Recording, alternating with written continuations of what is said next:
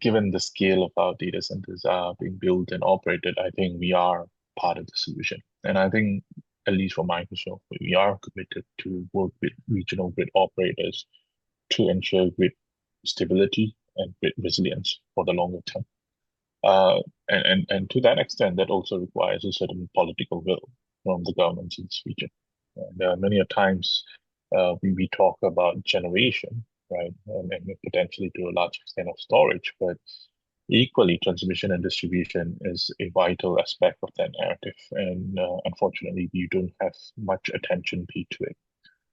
So, investments into renewable energy, we read about it all the time, but, you seldom are faced with narratives about investment into grid uh, upheaval or retrofits or modification.